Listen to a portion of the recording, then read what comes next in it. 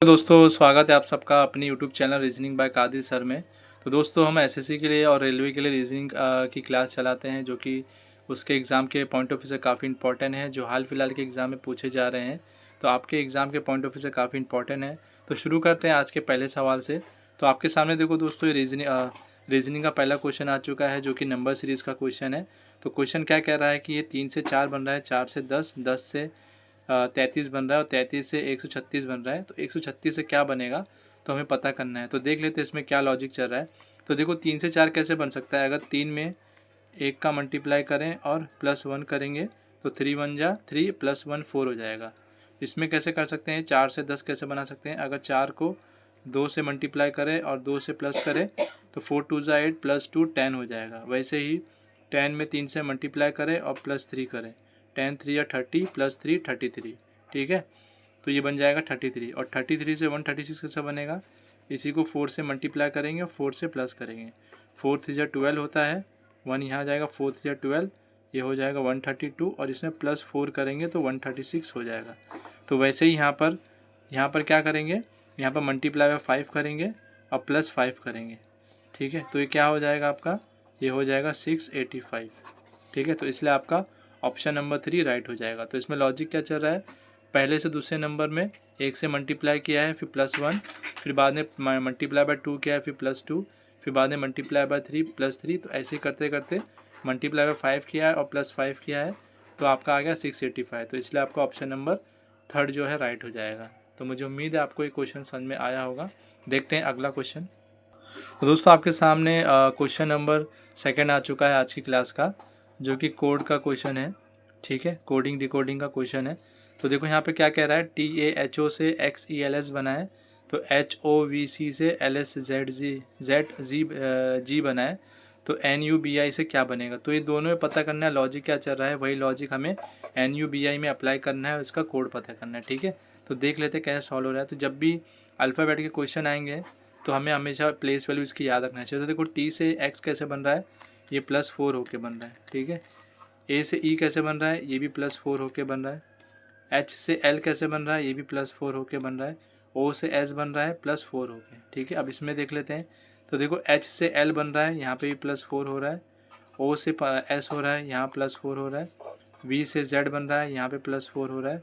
C से G बन रहे हैं, यहाँ पे भी +4 हो रहा है। तो यहाँ पे +4 का लॉजिक चल रहा है। तो वैसे यहाँ पे अप्लाई करेंगे NUBI में।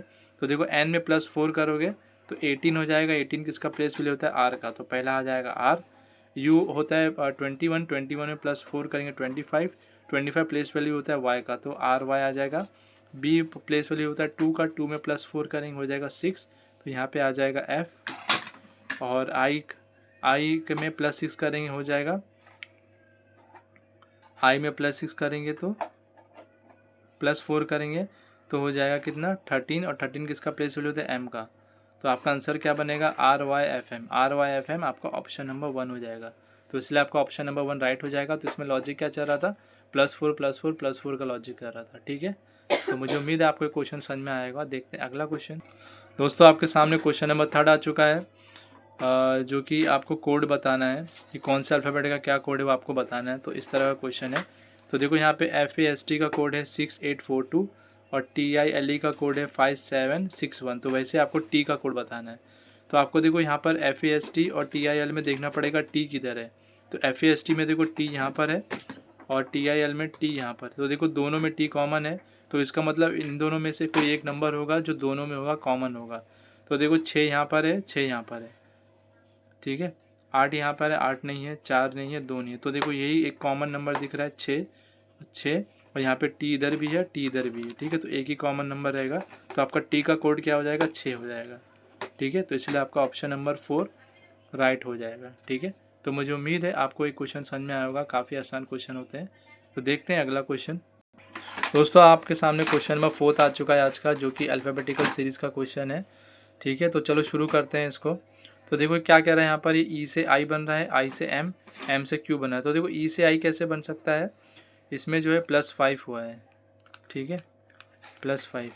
I से M बना है, I से M बना है, तो इधर +4 हो रहा है। M से Q बन रहा है, तो कितना बन रहा है, +3 हो के।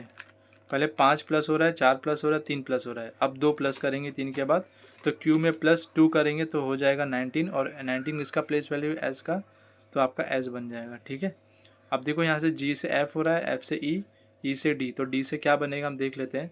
देखो जी से एफ बन रहा है -1 होके, और फिर एफ से ई बन रहा है, ये भी -1 होके, ई से डी बन रहा है -1 होके, तो डी में -1 करोगे तो क्या आ जाएगा, सी आ जाएगा, तो एस और सी हो जाएगा।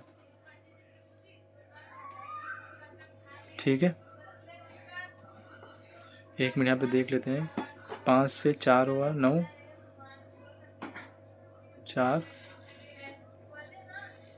अच्छा इसमें सब में 4 प्लस हो रहा है। ठीक है, क्योंकि ई का प्लेस वैल्यू 4 होता है, तो और आई का प्लेस वैल्यू 9 होता है, +4 हो रहा है, आई से एम बन रहा है, ये भी +4, और एम से क्यू बन रहा है, ये भी +4 हो रहा है, तो क्यू में भी +4 करेंगे तो 21 हो जाएगा, और 21 किसका प्लेस वैल्यू होता है, यू का, तो आपका पहला कोड आ जाएगा यू। ठीक है, अब देखो ये जी से एफ हो रहा है, -1 होके, एफ से ई बन रहा है, -1 होके, ई से डी बन रहा है, -1 होके, डी में -1 करेंगे तो आएगा सी, तो आपका अगला कोड आ जाएगा यू सी। ठीक है, अब देखो यहाँ सी से जी बन रहा है, जी से के से ओ बन रहा है, तो सी से जी बन रहा है तो यानी 3 से 7 हो रहा है, +4 हो रहा है, जी से के बन रहा है, +4 हो रहा है, के से ओ बन रहा है, +4 हो रहा है, तो ओ में +4 करोगे तो 19 हो जाएगा। 19 किसका प्लेस वैल्यू होता है, एस का, तो आपका कोड क्या बनेगा, यू सी एस, तो इसलिए आपका ऑप्शन नंबर 3 राइट हो जाएगा। तो मुझे उम्मीद है आपको ये क्वेश्चन समझ में आया होगा। देखते हैं आज का आखिरी क्वेश्चन।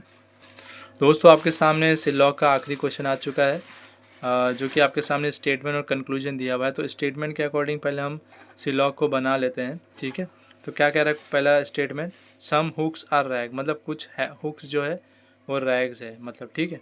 तो इसको कैसे बनाएंगे, some hooks are rags, some hooks का मतलब एच ले लेते हैं समझने के लिए, और रैग्स को आर ले लेते हैं। ठीक है, फिर क्या कह रहा है, ऑल रैग्स आर बॉटल, मतलब जितने भी रैग्स हैं सारे बॉटल हैं, जितने भी रैग्स हैं सारे बॉटल है, तो इस तरह बॉटल को हम बी मानते हैं। ठीक है, अब कंक्लूजन देख लेते हैं कि कौन सा कंक्लूजन फॉलो हो रहा है। ठीक है, क्या कह रहा है, सम बॉटल्स आर हुक, मतलब सम बी आर हुक्स, मतलब बॉटल को बी हमने दर्शाया है और हुक को एच। तो देखो यहाँ पे क्या कह रहा है, सम बॉटल्स आर हुक, तो यहाँ पे साफ साफ दिख रहा है, तो इसलिए आपका कंक्लूजन नंबर 1 जो है फॉलो करेगा। ठीक है, फिर क्या बता रहा है, ऑल बॉटल्स आर रैग्स, मतलब क्या कह रहा है कि सभी बॉटल जो है रैग है, लेकिन यहाँ पे क्या दिखा रहा है कि सभी रैग जो है बॉटल में है, तो ये आपका कंडीशन यहाँ फॉलो नहीं होगी। अगर ऐसा बोलता कि some all bottles being rags are possibility, मतलब सभी बॉटल जो है रैग में जा सकते हैं क्या, अगर पॉसिबिलिटी संभावना बोलता तो हम इसको राइट मान सकते थे, लेकिन ऐसा नहीं हो सकता है क्योंकि सारे रैग्स जो है बॉटल है, सारे बॉटल रैग्स नहीं है, इसलिए आपका कंक्लूजन नंबर 2 जो है नहीं फॉलो करेगा। तो आपका आंसर क्या बनेगा, ओनली 1 फॉलो। ठीक है, ये आपका आंसर बनेगा। तो मुझे उम्मीद है आपको क्वेश्चन समझ में आए होंगे, जितने भी अभी क्वेश्चन अभी सॉल्व हुए हैं। तो अगर आपको हमारा पढ़ाना अच्छा लग रहा है तो चैनल को लाइक करें, शेयर करें, सब्सक्राइब करें और पढ़ाई पे ध्यान दें। मिलते हैं अगली क्लास में।